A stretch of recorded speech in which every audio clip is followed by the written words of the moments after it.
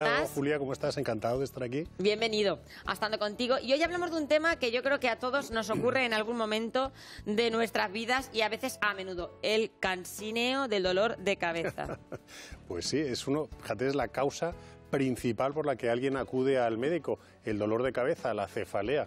Es una cosa tan frecuente que hasta el 90% de los pacientes que atienden en un hospital han padecido por lo menos en alguna ocasión en su vida un dolor de cabeza. Pues si hablamos de dolores de cabeza, tipo de dolores de cabeza, diferencia con migraña, esos dolores de cabeza tensionales, cefaleas tensionales. Vamos a aclarar todos estos conceptos. Si usted es de los que se levantan con dolor de cabeza a menudo, tiene migrañas, no dude en consultar al doctor Mariscal Nuedo, es 528 87 91, también al WhatsApp, 660 37 39 30.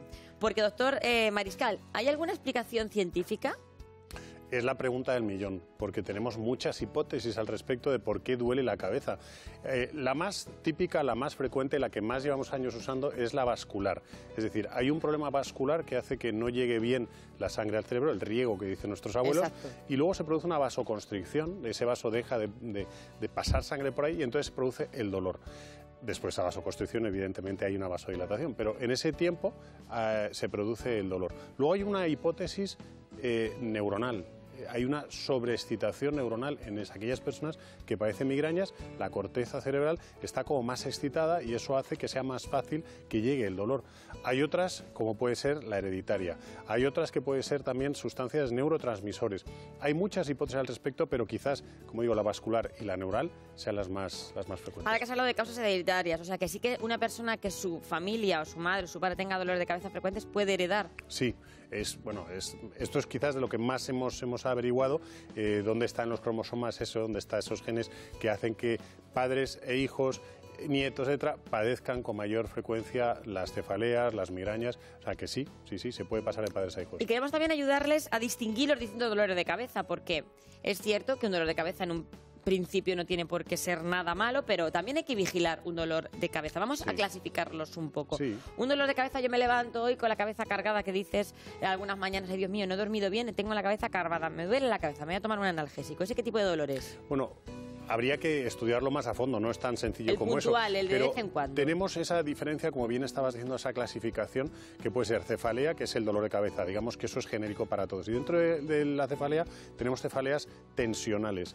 Generalmente las cefaleas tensionales tienen que ver con una contractura muscular, o bien de la cabeza o bien del cuello, que hace que aparezca ese dolor. La cabeza. Es un dolor que no es pulsátil, no va y viene, sino que se mantiene. Como el dolor de muelas, ¿verdad? Que parece que te pincha. Que va y viene, efectivamente. No, el tensional es un dolor mantenido en el tiempo, constante. Generalmente es como si fuera una banda que tenemos alrededor de la cabeza y que va apretándonos, y ese es el dolor.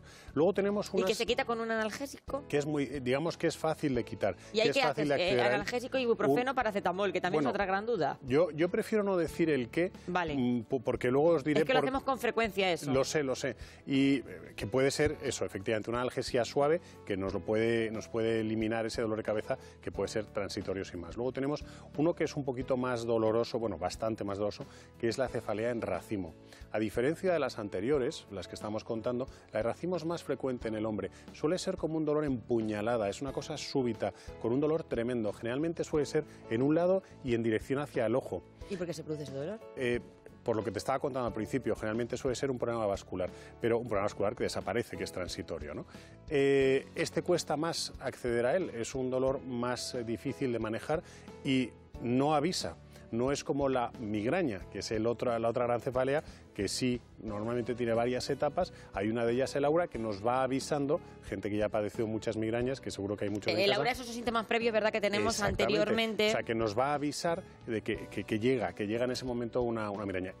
La migraña sí que es un dolor pulsátil, es un dolor que va y viene, es un dolor incómodo, generalmente suele ser en las sienes, puede elegir una u otra o generalmente en las dos, y suele durar desde unas horas hasta incluso días. Es un dolor muy molesto, muy invalidante. Es exactamente. Decir, gente que tiene que meter en la cama. Que meter en la cama, bajar la persiana, que nadie le hable, el ruido le puede molestar, la luz le puede molestar, por supuesto no puede ir a trabajar, y llegar incluso a urgencias a veces es un número, ¿no? Incluso mucha gente sí que ha requerido un tratamiento puntual para las migrañas. Generalmente las personas migrañosas requieren de un tratamiento específico. No solamente para el momento del dolor, exacto, que también, sino para prevenir, porque suelen aparecer con relativa frecuencia. Además que una persona que tiene migraña, si es su caso, saben ustedes que van a tener la migraña. Yo tengo amigos que me dicen, me va a dar la migraña. Sí, porque además suele haber algunos indicadores al respecto. Cambios de presión atmosférica. ¿Los niños también pueden tener migrañas? También pueden tener migrañas. Yo leí ayer que los niños, por ejemplo, el dolor de cabeza es como bilateral, que sí, se reparte que puede más. estar en uno de los dos hemisferios y puede ser, por supuesto. Pero como te digo, lo que puede desencadenar eso, tú acabas de decirlo, me levanto muy cargada, el estrés, la falta de sueño o el exceso de sueño. También decir, esas siestas que te echan de 3 horas que te dejan en la cabeza o como por la un noche, que estamos tan cansados que dormimos a lo mejor 10, 12 horas, pues al levantar... Estás como mareado, con esa sensación de pérdida de equilibrio.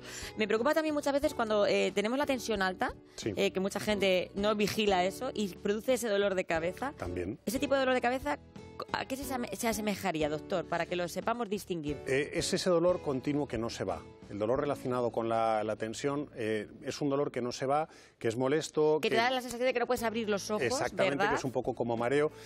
Normalmente el síntoma... ¿Deberíamos de acudir al médico cuando sentimos ese dolor? Por supuesto. Muy importante. Si vemos que no cede, si vemos que está acompañado de otra serie de síntomas, porque el principal es el dolor, pero puede aparecer también náuseas, vómitos, sudoración, etcétera. Entonces sí tenemos que ir al Muchas veces un ictus se ha desencadenado después de un fuerte dolor de cabeza. Tenemos que tenerlo también en cuenta. Que tenemos que ver las señales y en el momento que vemos que no cede, que me he tomado un analgésico y que no cede.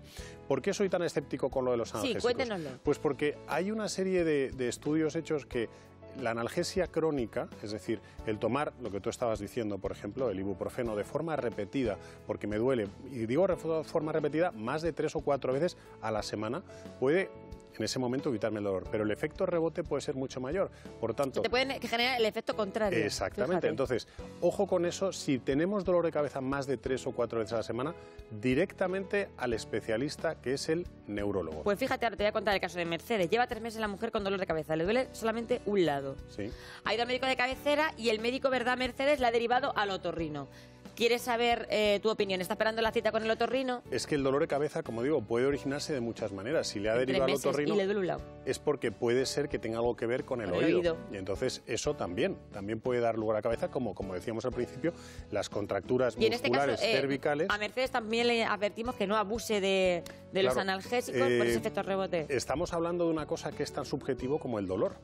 Cada persona interpreta el dolor de una forma diferente. Totalmente. Las mujeres lo hacéis quizá con más entereza que los hombres, y esto lo digo con toda humildad, pero es cierto.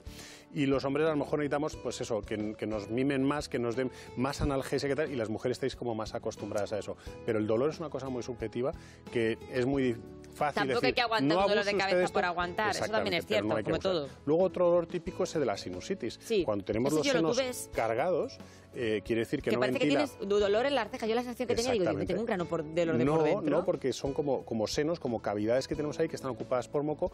Al aumentar, al inflamarse, claro, al inflamarse lo que produce es un dolor tremendo, y eso, hasta que eso no se evacúe, hasta que eso no se libere, no se va a dolor. Muchas veces en un antibiótico. Antibiótico, liberar ese moco pues limpiar con sueros. Exactamente, con sueros, como ya contamos el otro día con el capítulo de mocos, pero el dolor de cabeza ya te digo que es una cosa muy... La alimentación, doctor. Usted que es experto en nutrición, muy importante, tiene que ver mucho con el dolor de cabeza. ¿Por qué hay alimentos que nos pueden provocar dolor de cabeza? Hemos hablado en alguna ocasión, y lo haremos más a menudo, del tema de las intolerancias alimentarias. Y una forma de manifestarse ese dolor, esa intolerancia, puede ser también por un dolor de cabeza. Una cefalea intensa después de comer unos alimentos. Los más característicos, los que le da a más gente, el vino, tanto tinto como blanco, el chocolate, el queso muy curado, el chocolate, los curioso, picantes, ¿verdad? el plátano, que le dice, bueno, pero es lo rico. Pues el plátano también es uno de los más frecuentes.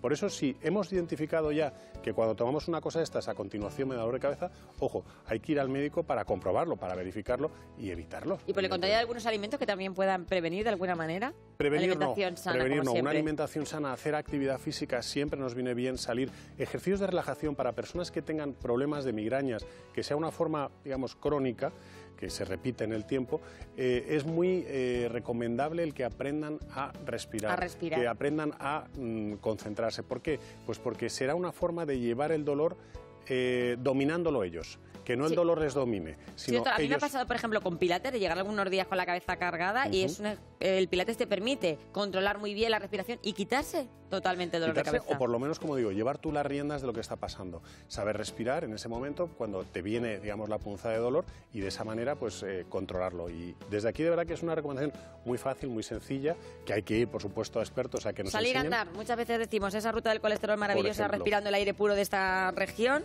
y mejorar. Me decía el director, perdona, repíteme.